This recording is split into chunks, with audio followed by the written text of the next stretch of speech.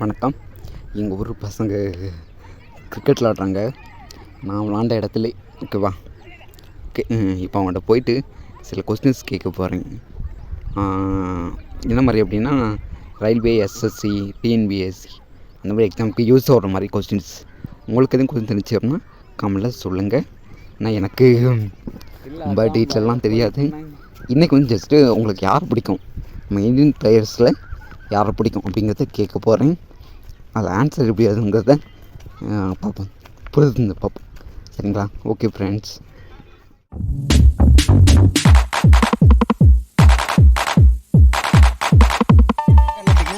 ரோஹித் சர்மா. வணக்கம். விராட் கோலி. வணக்கம். கார்த்திக் பாண்டியா. வணக்கம். ஜடேஜா.